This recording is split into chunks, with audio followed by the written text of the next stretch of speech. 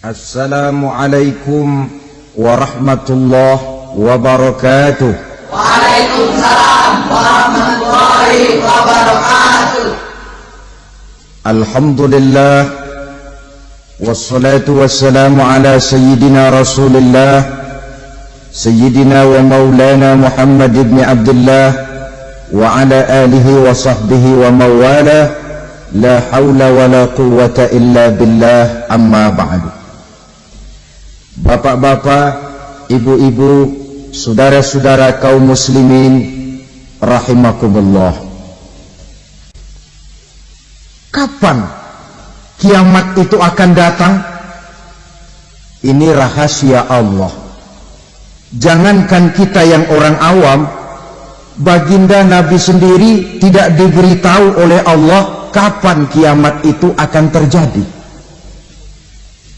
Tetapi sungguh pun demikian, banyak hadis-hadis yang menjelaskan ciri atau tanda-tanda datangnya kiamat. Nah, kalau sudah bicara soal tanda kiamat itu ada dua. Pertama yang disebut alamatus sughra, tanda-tanda kecil. Ini waktunya masih ada tenggang. Ada yang dinamakan alamatul kubra, tanda-tanda besar, artinya kiamat sudah diambang pintu. Apa tanda-tanda kecil dari datangnya hari kiamat itu? Misalnya kata Nabi, apabila ilmu sudah diangkat oleh Allah, artinya apabila ulama sudah banyak wafat, minat orang belajar agama berkurang, lalu kebodohan nampak merajalela di mana-mana, zina dikerjakan secara terbuka, minuman-minuman keras jadi kebanggaan, itu termasuk di antara tanda-tanda kecil terjadinya hari kiamat. Apalagi misalnya iza waladatil ammatu rabbataha, apabila budak sudah melahirkan tuan. Apa maksudnya? Ada yang mentafsirkan apabila anak sudah bisa membudaki orang tuanya. Orang tua yang melahirkan dia, yang membesarkan dia, demi setelah si anak besar jadi orang berpangkat, bertitel, berharta, berkedudukan, jadilah orang tua itu budaknya. Sehingga sering dibilang kalau orang tua kaya, anak jadi raja. Tapi kalau anak yang kaya, orang tua sering jadi budak. Apalagi munculnya fitnah yang bergelombang, timbul perang antara dua bangsa yang besar, waktu berjalan terasa sangat pendek sekali. Itu merupakan tanda di antara tanda-tanda kiamat. Termasuk di dalamnya sulit membedakan mana laki, mana perempuan. Kan kalau tanda-tanda kayak begini sekarang sudah banyak kita lihat kan? Ulama banyak wafat, penggantinya sulit. Zina dikerjakan berterang-terangan, minuman keras jadi kebanggaan, banyak anak membudaki orang tuanya, sulit membedakan mana laki mana perempuan. Kadang-kadang dari belakang kita lihat perempuan bener, begitu kita colek nengok jenggotan.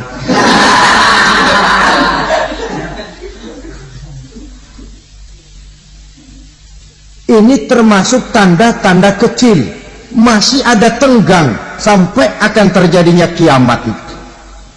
Nah, yang dimaksud dengan tanda-tanda besar, ini tanda besar artinya kiamat sudah diambang pintu. Pertama, matahari terbit dari sebelah barat. Apabila matahari sudah terbit dari arah sebelah barat, tertutuplah sudah pintu taubat. Bersabda Nabi kita, la taqumus sa'atu hatta tatlu'a syamsu min maghribiha. Tidak akan datang hari kiamat sampai matahari terbit dari arah sebelah barat. Fa iza tala'at, manakala matahari telah terbit dari arah sebelah barat, wa ra'ahan nasu, manusia banyak menyaksikan itu, amanu ajma'un, mereka pun lalu beriman. yang tadinya kafir, yang tadinya ingkar, yang tadinya membangkang, setelah melihat matahari terbit dari sebelah barat, buru-buru beriman, berlomba-lomba mengucap 2 kalimat syahadat. Tapi apa yang terjadi? Kata Nabi, wadzalika hina la yanfa'u nafsan imanuha lam takun amanat min qabl. Hari itu adalah hari yang iman sudah tidak berguna lagi bagi seseorang apabila sebelumnya memang dia tidak pernah beriman. Au kasabat fi imaniha khaira, atau beriman tetapi tidak pernah melakukan kebajikan di dalam keimanannya itu. Hari yang sudah kasib, hari yang sudah terlambat, beriman tidak akan ada gunanya lagi. Ini pelajaran buat kita. Sebelum sang surya terbit dari sebelah barat, sebelum nafas sampai di tenggorokan, artinya pintu taubat masih terbuka. Kalau 2 hal itu sudah terwujud, nafas sudah sampai di kerongkongan atau matahari sudah terbit dari arah sebelah barat, tertutuplah sudah pintu taubat.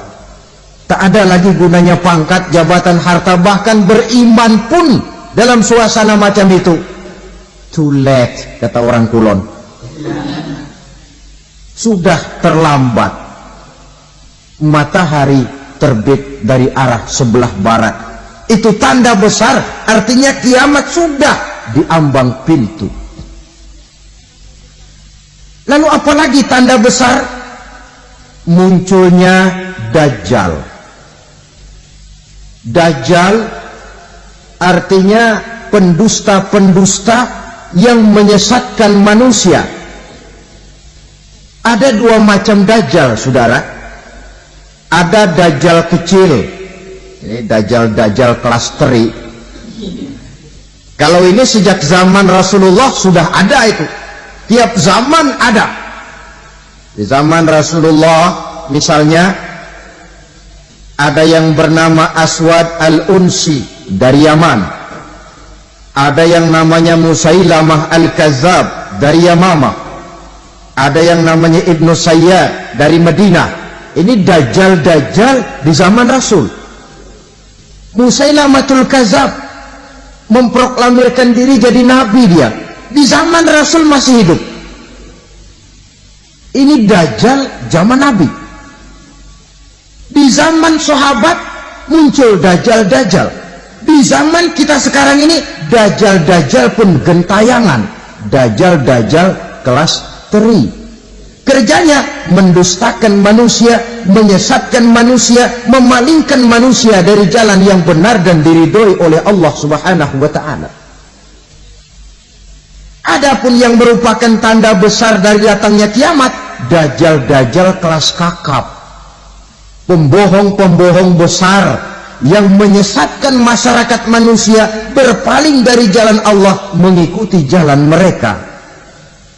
Apa sih ciri Dajjal itu? Kata Nabi dalam hadis Bukhari Muslim, inna Dajjala, sesungguhnya yang namanya Dajjal itu yakhruju, satu saat akan muncul mendekati hari kiamat. Wa inna ma'ahu ma'an, si Dajjal ini membawa air, wa naran, dan juga membawa api. 2 simbol. Di tangan yang satu dia bawa air, di tangan yang satu dia bawa api. Wa ammal ladzi yarahu an-nasu ma'an fanarun, adapun yang orang banyak lihat air, hakikatnya adalah api. Yang dilihat api, hakikatnya adalah air. Oleh sebab itu, kalau api yang ditawarkan, ambillah air. Kalau air yang ditawarkan, pilihlah api. Maksudnya apa ini? Ini bahasa simbol, saudara-saudara. Dajjal bicaranya seolah-olah untuk kepentingan manusia, menawarkan surga. Surga yang dia tawarkan hakikatnya neraka. Hai manusia, kalau kau mau bahagia, jangan dekat-dekat dengan agama. Sholat itu tidak efektif dan efisien, tidak produktif dari segi ekonomi itu. Menghadiri majelis taklim cuma buang-buang waktu. Tahajud, tasbih, tahlil, baca Quran, apa itu? Pekerjaan mubazir saja. Hidup ini cuma sekali, masa yang cuma sekali, manfaatkan dengan sebaik-baiknya. Mumpung, dibawanya sifat mumpung tetapi dalam pengertian yang sangat negatif. Bicaranya seolah-olah untuk kepentingan manusia, tetapi sebenarnya menjerumuskan manusia. Menawarkan air tapi sebenarnya api, menawarkan api tapi hakikatnya air. Buat apa kamu sholat? Buat apa kamu bayar zakat? Buat apa kamu puasa? Surga yang dicanangkan Dajjal hakikatnya neraka. Neraka yang digambarkan Dajjal pada dasarnya adalah surga. Jadi memutarbalikkan fakta itu kerjaan Dajjal. Yang hak jadi batil, yang batil dibilang hak, yang benar jadi salah, yang salah malah jadi benar. Tuntunan disuruh jadi tontonan, tontonan malah menjadi tuntunan. Itu pekerjaan Dajjal profesinya. Zamannya Nabi Adam, Dajjalnya kan iblis.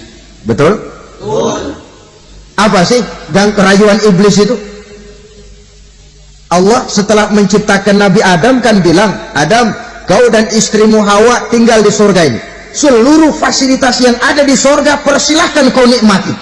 Satu yang tidak boleh, jangan coba-coba dekati pohon khuldi. Dekat saja jangan, apalagi sampai memetiknya. Datang Dajjal yang namanya iblis ini. Adam, kamu tahu nggak kenapa tidak boleh makan buah khuldi? Ya nggak tahu, pokoknya saya dilarang. Bodoh kamu, Dam. Khuldun artinya kekal. Kalau kamu makan itu buah, kau akan kekal di surga buat selamanya. Allah tidak kepengen, maka dilarang kamu makan buah khuldi. Kalau kau ingin kekal di surga, Adam, makan saja. Saya bicara begini ini untuk kepentingan kamu, Adam. Ini kan ciri-ciri Dajjal. Bicaranya sih seolah-olah untuk kepentingan Nabi Adam, hakikat sebenarnya menjerumuskan Nabi Adam supaya ingkar dan melanggar larangan dari Allah Subhanahu wa ta'ala. Jadi setelah muncul Dajjal, timbul kekacauan-kekacauan di masyarakat. Banyak yang terpengaruh, terpedaya dan terpesona. Termasuk mereka yang memproklamirkan diri jadi nabi, mereka yang memproklamirkan diri jadi rasul di zaman sesudah Rasulullah wafat. Itu adalah Dajjal-Dajjal.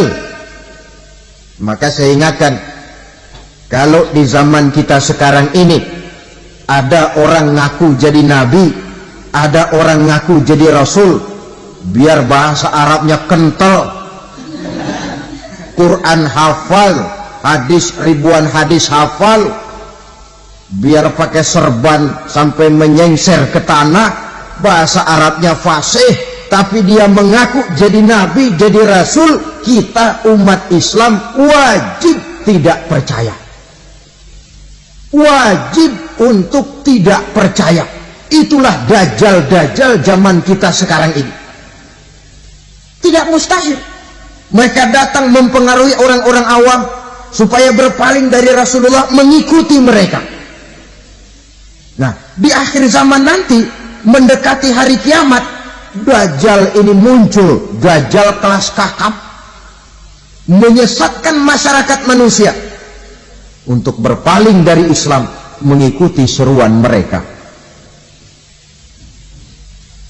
Apalagi di antara datangnya kiamat itu, tanda yang besar itu, turunnya Nabiullah Isa Al-Masih, putra Maryam. Menurut berbagai hadis yang sahih, Nabi Isa Al-Masih nanti akan turun lagi, tidak membawa risalah yang baru, tapi meluruskan risalah Islam ini yang telah banyak ditinggalkan oleh masyarakat. Bahkan ada hadis menjelaskan beliau akan membunuh Nabi, mematahkan kayu-kayu salib, lalu melaksanakan haji dan umrah mengikuti syariat Nabi Muhammad, bukan membawa agama baru. Menjadi semacam mujaddid, reformer, menyelamatkan manusia dari bisikan Dajjal. Bahkan ada riwayat yang menjelaskan bahwa Nabi Isa berhasil mengalahkan Dajjal, mengembalikan masyarakat manusia kembali kepada ajaran Islam yang datang dari Allah, dibawa oleh Rasulullah Sallallahu Alaihi Wasallam.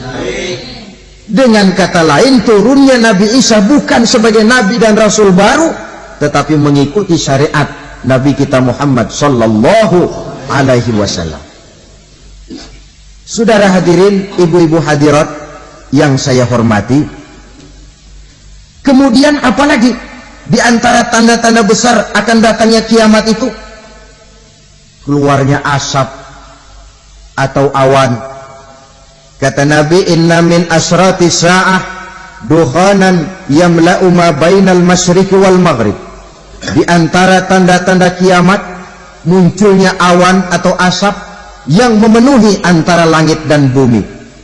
Ini pun diperkuat dalam surah Ad-Dukhan ayat 10. Fartaqib yauma ta'ti as-sama' bidukhanin mubin wa yughshan nas hadza azabun alim. Bagi orang-orang yang beriman, mereka biasa-biasa saja. Tapi bagi orang kufur, datangnya asap dan awan ini merupakan azab yang kelewat pedih. Barangkali sedikit mendekati gambaran tentang azab yang pedih ini, saya ingatkan alam pikiran kita kepada peristiwa yang belum lama terjadi. Pernah dengar berita bocornya reaktor nuklir di Chernobyl, Uni Soviet? Pernah dengar? Bocornya reaktor nuklir di Chernobyl yang mengakibatkan ratusan bahkan sangat mungkin ribuan nyawa. Cuma satu reaktor. Bagaimana kalau seluruh cadangan nuklir yang dimiliki oleh para negara adik kuasa ini diledakkan? Bahkan yang konon menurut catatan, cadangan nuklir yang dimiliki bersama oleh Amerika dan Rusia sekarang ini sudah sanggup memusnahkan 6 miliar manusia. 1,5 kali lebih banyak dari jumlah manusia yang nongkrong di permukaan bumi ini. Saudara-saudara hadirin yang saya hormati, lalu saat mendekati hari kiamat, apalagi tandanya? Setelah Nabi Isa wafat, pada saat turunnya yang kedua kali, lalu Allah meniupkan angin sejuk. Semua orang-orang beriman, orang-orang baik wafat, sehingga penghuni bumi ini cuma tinggal lagi terdiri dari orang-orang kafir. Tidak ada lagi di bumi ini yang bisa mengucapkan Allah. Sehingga dalam hadis qudsi itu ada keterangan, innallaha azza wa jalla yaqulu li Israfil. Allah pernah pesan kepada malaikat Israfil, kata Allah, Israfil, iza sami'ta qailan yaqul Allah Allah fa akhirin nafah 40 sanatan ikraman liqailiha. Hai Israfil, apabila kau dengar di permukaan bumi masih banyak orang yang mengucapkan Allah Allah, maka tunda sangkakala kiamat itu 40 tahun. Untuk apa? Ikraman liqailiha, menghormati orang yang mengucapkan Allah Allah itu. Wah, jadi karena sekarang masih banyak yang mengucapkan Allah, besar hatilah kita, masih jauh kiamat itu. Tapi jangan lupa, kiamat pribadi, kiamat kecil itu yang gak kita sangka-sangka. Ajal datang mencabut nyawa, itu kiamat pribadi, dan itu yang pasti kita hadapi, dan itu yang membuat kita tidak boleh bersikap main-main di dalam kehidupan sekarang ini. Saudara hadirin yang saya hormati, tidak ada lagi orang-orang muslim, seluruh penduduk dunia ini kafir. Lalu terciptalah struktur sosial yang berlandaskan prinsip hidup semau gue. Bakal terjadilah prinsip di mana yang kaya menyantap yang miskin, yang kuat menindas yang lemah. Hidup sudah bagaikan di rimba belantara, berlaku hukum rimba, siapa yang kuat dia yang menang, siapa yang lemah menjadi mangsa. Timbul kekacauan, maksiat merajalela, munkarat menjadi-jadi, sehingga isi bumi ini penuh dengan segala macam perbuatan dosa. Tidak ada perlunya lagi alam diperpanjang temponya. Datang saat yang sudah dijanjikan oleh Allah Azza wa Jalla, maka terjadilah yang disebut kiamat kubra, kiamat besar, kiamat hancur-hancuran. Bagaimana kejadian ini dimulai? Dalam surah Az-Zumar ayat 68, Allah Subhanahu wa taala berfirman, "Wa nufikha fis-suri fasa'iqa man fis samawati wa man fil ardi illa man syaa Allah." Maka manakala ditiuplah sangkakala, terkejutlah seluruh yang ada di langit dan seluruh yang ada di bumi. Bila saat kiamat datang, Allah perintah malaikat Israfil, "Israfil, tiup sangkakalamu."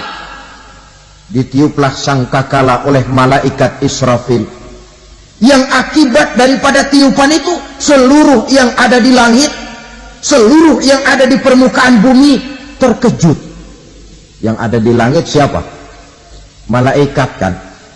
Bayangin aja kalau malaikat kaget, apalagi kita.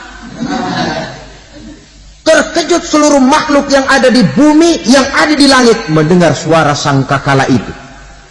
Bunyinya tidak sanggup kita bayangkan dahsyatnya. Ledakan nuklir, ledakan neutron, belum apa-apa ketimbang bunyi sangkakala malaikat Israfil ini. Nah, lalu mendengar bunyi sangkakala ini, gemparlah makhluk, kacaulah alam. Bumi gempa, planet-planet bertabrakan, gunung meletus, air laut tumpah ke darat, angin topan bertiup, halilintar menyambar, lalu semua yang bernama hidup mati total. Mati bareng tanpa persiapan. La haula wala quwata illa billah. Saya kadang-kadang dalam tafakur bermohon, ya Allah, mudah-mudahan saya nggak nemuin kiamat beneran. Ngeri, nggak bisa kita bayangkan macam apa suasana seperti itu. Allah saja banyak memberikan gambaran, misalnya Al-Qari'ah, wa mal qari'ah, wa ma adraka mal qari'ah. Kejadian yang menggemparkan. Tahukah kamu apa kejadian yang menggemparkan itu? Yauma yakunun nasu kal farasil mabsus wa takunul jibalu kal ihnil manfus. Pada saat itu manusia berterbangan bagai kupu-kupu, gunung berterbangan seperti kapas ditiup angin. Gunung saja macam kapas, konon lagi manusia. Kematian total, mulai semut sampai gajah mati, jin mati, iblis mati, malaikat mati. Malaikat saja mati. Saudara hadirin yang saya hormati, kematian total yang tanpa persiapan. Orang bilang, "Pak, kalau mati bareng begitu yang repot malaikat maut dong ya, cabut sana, cabut sini." Itu kalau menurut logika kita, mestinya begitu menurut logika. Tapi logika juga yang bilang nggak perlu serepot itu. Sebab untuk mematikan listrik di wilayah DKI, di wilayah Jakarta, nggak perlu tiap rumah didatengin matiin, ya lama. Cukup dari kantor pusatnya saja PLN, tekan satu tombol, gelaplah seluruh Jakarta. Saudara hadirin yang saya hormati, kematian total.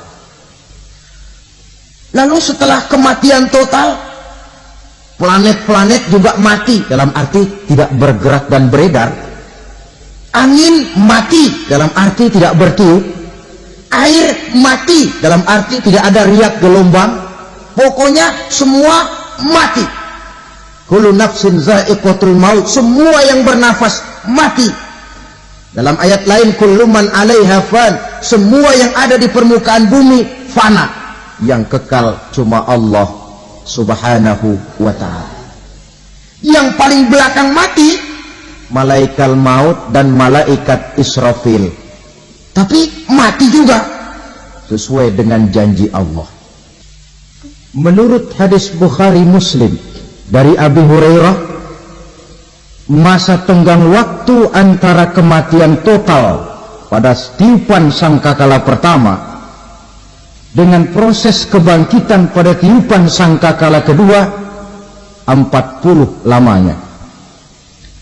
Tidak dijelaskan oleh Abi Hurairah 40 jam, apa 40 hari, apa 40 tahun. Hadis-hadis cuma menyebutkan 40 saja. Sunyi alam yang tinggal cuma Allah saja lagi. Ketika itu Allah berseru-seru, katanya, limanil mulkul yauma, siapa para penguasa hari ini? Mana itu raja-raja dan penguasa yang dulu mengaku jadi Tuhan? Fir'aun, mana Fir'aun sekarang? Yang dulu jadi raja, merasa berhasil, sombong, lalu tidak mau turun-turun dari kekuasaannya, sampai kepada puncak kekurang ajarannya mengangkat diri jadi Tuhan. Mana itu Fir'aun? Namrus, mana sekarang Namrus? La ilaha illa ana, ternyata tidak ada Tuhan lain selain daripada aku, kata Allah. Proses kemudian, saudara-saudara, turunlah hujan dari langit. 40 lamanya hujan itu, tidak jelas juga 40 jam atau 40 hari. Setelah air turun membasahi, datanglah tiupan sangkakala yang kedua. Semua yang bernama mati bangkit dari kuburnya masing-masing. Ini yang disebut Yaumul Ba'tsi, hari kebangkitan. Allahu Akbar. Pada saat kita bangkit dari kubur kita masing-masing, kumpul di padang mahsyar namanya. Bayangin aja, saya sendiri nggak sanggup bayangin. Manusia sejak zaman Adam sampai zaman kiamat kumpul bareng di tempat sama. Berapa banyaknya itu?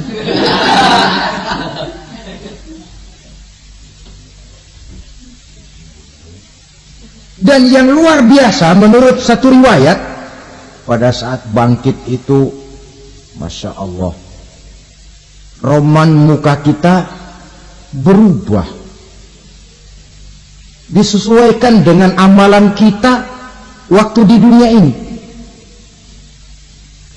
Barang siapa yang waktu di dunia amalannya itu amalan tikus, di akhirat nanti dia bangkit dari kubur, mukanya seperti muka tikus. Gagah betul badannya, tapi mukanya seperti tikus. Kenapa? Amalannya waktu di dunia seperti amalan tikus. Apa amalan tikus itu? Suka ngegeragoti barang yang sudah disimpan rapi-rapi. Orang sudah simpan uang rapi-rapi, simpan perhiasan rapi-rapi, digeragoti oleh tikus. Maling-maling, pencoleng-pencoleng, koruptor-koruptor, itu nanti di akhirat nanti kita lihat mukanya seperti muka tikus. Oh, ini waktu di dunia suka nyolong, hanya seperti muka tikus. Barang siapa yang waktu di dunia ini amalannya itu amalan macan, dia akan bangkit nanti mukanya seperti muka macan. Apa amalan macan? Macan itu amalannya menang-menangan. Orang yang mau menang saja, nggak mau mengalah. Coba lihat di hutan, kenal hutan nggak? Nah. Di hutan, raja hutan di mana-mana pasti macan, betul kan? Betul. Padahal hutan belum pernah bikin pemilihan umum. Tapi macan tidak peduli ada pemilihan umum apa tidak, pokok saya raja. Sebab apa? Macan jadi raja itu bukan karena benar, tapi karena kuat jadi raja. Setelah dia jadi raja, rakyat hutan yang mesti dilindungi malah dimakan oleh raja macan. Kambing rakyat hutan dimakan oleh macan. Ayam rakyat hutan dimakan oleh macan. Itu nanti kita lihat di akhirat itu mukanya seperti muka macan, gagah betul. Lalu barang siapa yang di dunia ini amalannya itu seperti amalan anjing, nanti dia punya muka seperti muka anjing. Apa amalan anjing? Pertama, anjing itu kalau disuruh jaga rumah, dia tidak bisa membedakan mana maling, mana tamu. Biar yang datang maling, kalau bawa tulang, anjing kalem. Yang kedua, anjing itu akan setia kepada siapa saja yang memberinya roti.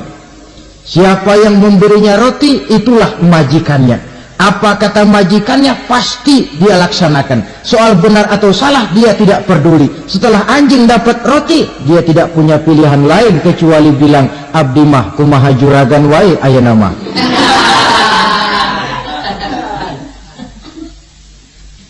Saudara hadirin yang saya hormati, berkumpul di padang mahsyar, tiap orang sibuk dengan persoalannya masing-masing. Matahari waktu itu didekatkan oleh Allah, panas luar biasa. Ada yang saking panasnya itu mencucurkan peluh keringat sampai sebatas mata kakinya. Ada yang keringatnya sampai sedengkulnya, ada yang keringatnya sampai sepusatnya, ada yang keringatnya mengalir sampai sebahunya, ada yang kelelap oleh keringatnya sendiri, sementara orang di sampingnya nggak apa-apa. Bergantung lagi amalan dia waktu di dunia ini. Saudara-saudara, sebagian orang dalam kepanikan padang mahsyar berombong-rombong datang mereka menghadap Nabi Adam. Ya Adam, anta abal bashar. Hai Adam, Tuhan adalah bapak moyang manusia. Kami sebentar lagi akan disidang, dimintakan pertanggungan jawab. Tolonglah kami, hai Adam. Kata Nabi Adam, jangankan nolongin sampean, saya sendiri tanggung jawab di hadapan Allah. Ketika dulu tidak boleh makan khuldi, saya serobot. Sudahlah, urus diri masing-masing saja, nafsi-nafsi. Begitu kata Nabi Nuh, begitu kata Nabi Ibrahim. Tiap orang bertanggung jawab sendiri-sendiri. Ketika itulah saudara-saudara, nikmatnya menjadi umat Nabi besar Muhammad sallallahu alaihi wasallam. Sebab apa? Walaupun menurut abjad kita ini umat paling belakang, kan paling belakang kita ini toh, karena Nabi Muhammad adalah Nabi akhir, tapi akan dihisab lebih dulu, lewat di atas sirat lebih dulu, masuk surga lebih dahulu ketimbang umat-umat belakangan. Ketika Rasul mendekati ajal, beliau tanyakan itu kepada malaikat Jibril.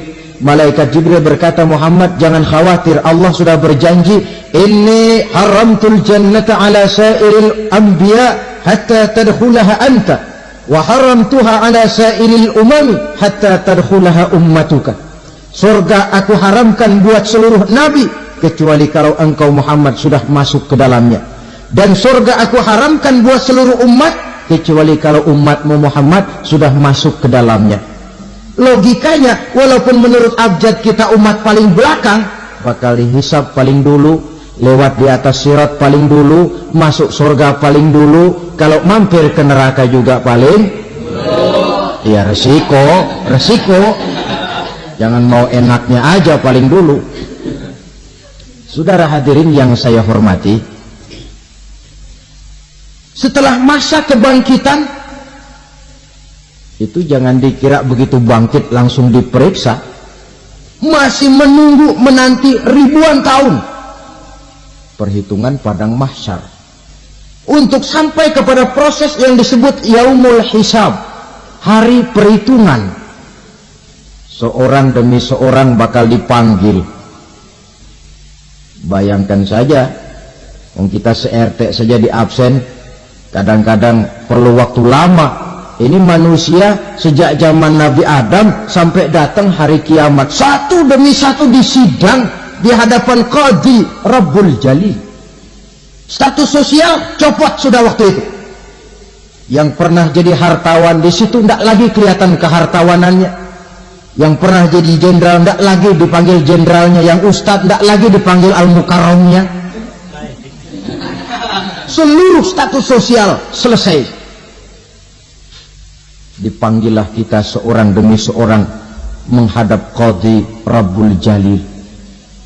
Bagaimana proses penghisaban itu? Pertama proses tanya jawab. Di antaranya ada hadis menyatakan lan tazula qadama 'abdin yaumal qiyamah hatta yus'ala an arba'i khisalin. Besok di hari kiamat tidak akan bergeser telapak kaki seorang hamba sampai dia ditanya lebih dulu tentang 4 persoalan. Tentang ilmunya. Kemana ilmu itu diamalkan? Tentang umurnya. Di mana umur itu dihabiskan? Tentang masa mudanya. Kemana masa muda itu dipakai?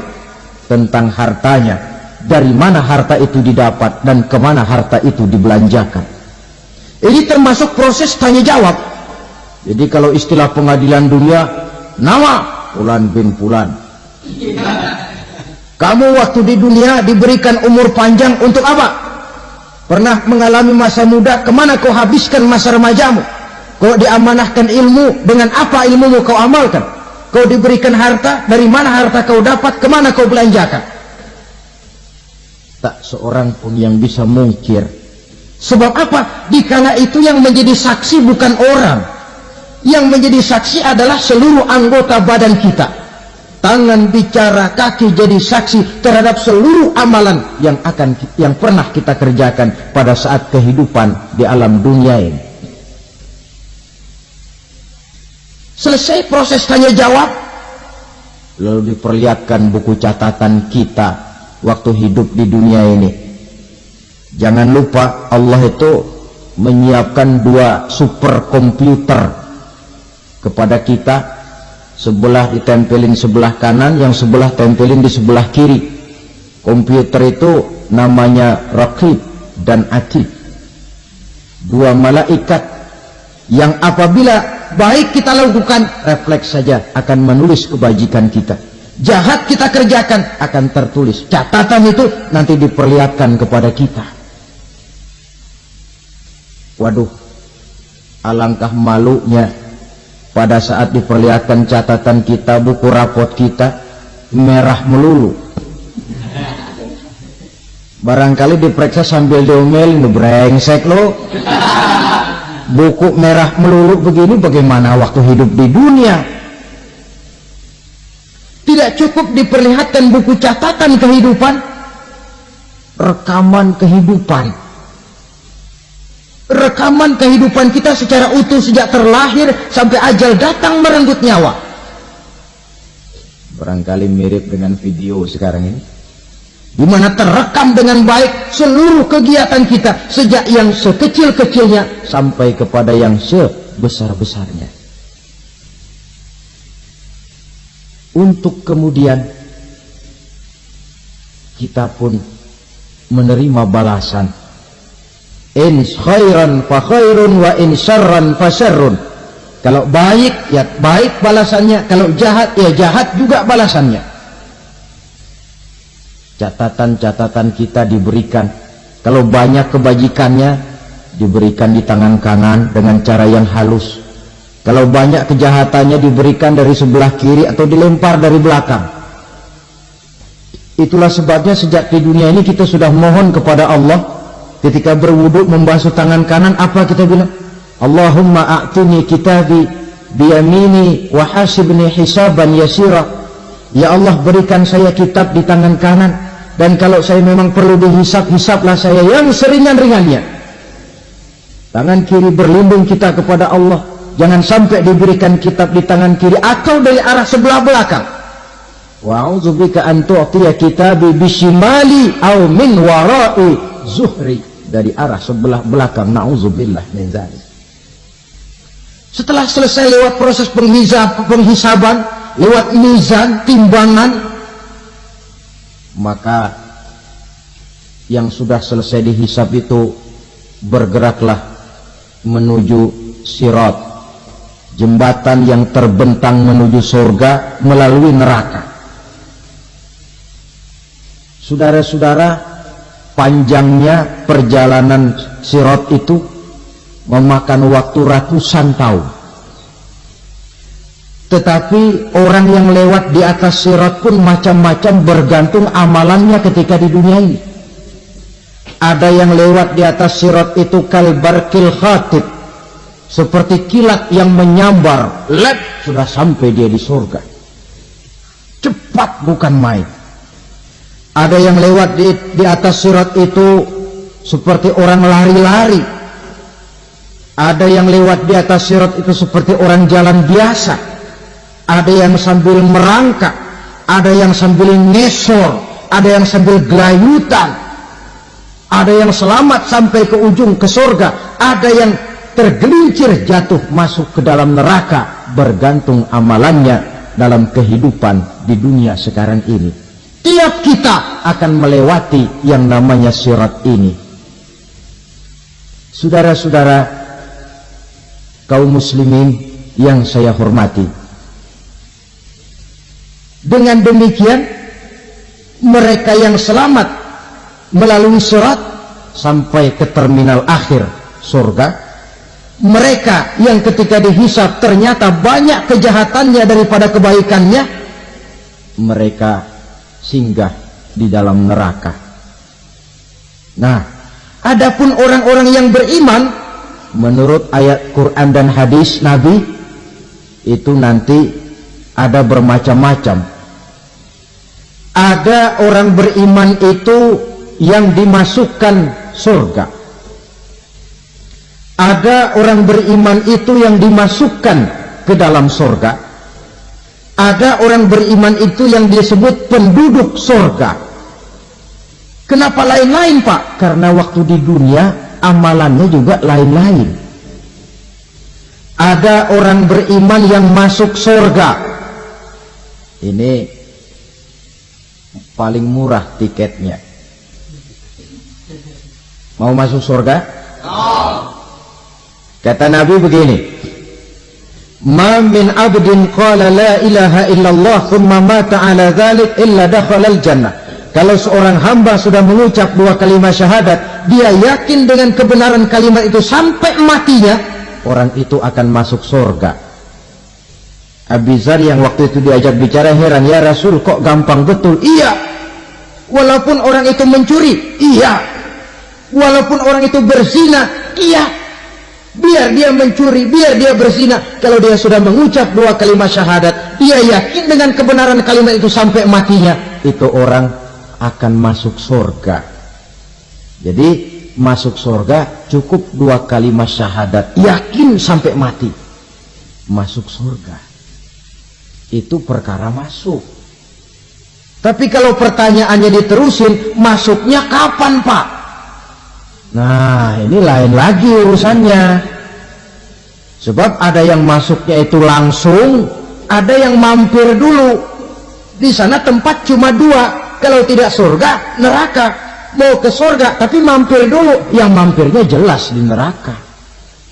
Kenapa? Dalam hadis qudsi ada riwayat, nanti itu di akhirat, setelah Allah selesai mengatur penduduk surga, masuk surga, yang neraka, masuk neraka, Allah berkata kepada malaikat Malik, malaikat Malik, labaik ya Allah, itu bajingan-bajingan tengik, manusia-manusia durjana, yang waktu di dunia tidak mau sujud, jauh dari ulama, gemar melakukan yang munkarat dan maksiat, hidup di tengah masyarakat selalu jadi bibit keonaran, kufur, sudah masuk neraka semua.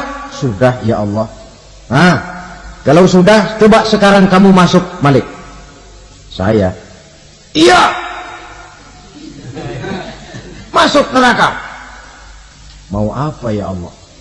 Kata Allah, akhriju minan nar man kana fi qalbihi misqala habatin min khardalin min iman. Kau masuk neraka, cari di dalam neraka orang-orang yang ada imannya walaupun kecil sebesar biji zarah, angkat mereka keluar. Masuk malaikat Malik ke neraka. Cari orang yang ada imannya, korek-korek. Ya repot, udah pada gosong. Yang ada imannya diangkat ke atas, yang ada imannya diangkat ke atas. Lalu dimandikan di Nahrul Hayat, namanya sungai kehidupan di akhirat nanti. Cakep lagi rupanya, bersih lagi wajahnya, apel di hadapan Allah. Kata Allah, bagaimana mas? Kapok nggak sampean? Kapok ya Allah. Nah, kalau kapok, idhab fadkhulil jannah, pergi masuk surga sana. Berangkat mereka ke surga, ketemu sama teman-temannya yang udah sampai lebih dulu, yang nggak pakai mampir lagi. Terjadi dialog. Kata teman-temannya yang udah pada nyampe duluan, mas, iya, emang baru sampai? Oh, saya baru sampai. Memang mampir di mana dulu mas? Kita sudah lama sampai di surga. Saudara buka surah Al-Muddathir ayat 34-35. Ma salakakum fis saqar? Kenapa kamu mampir di neraka Saqar? Qalu lam nakum minal musallin. Mereka menjawab, kami mampir di neraka Saqar mas, gara-gara dulunya kami waktu di dunia tidak pernah sholat. Tidak pernah sholat? Tidak pernah. Karena rumahnya dekat masjid, cuma dekat doang mas. Sholat mah enggak saya. Enggak pernah ngasih makan fakir miskin, enggak pernah hadir di majelis taklim, pendeknya enggak pernah melakukan kebajikan. Maka saya pun mampir di neraka Saqar. Untung betul saya punya iman mas, sedikit. Waktu hidup di dunia dulu saya pernah mengucap 2 kalimat syahadat. Sekali-kalinya waktu mau kawin. Masya Allah. Untung saja kawin. Kalau nggak kawin, polos.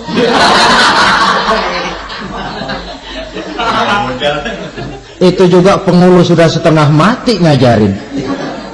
Asyhadu alla, asyaduaan, asyaduaan.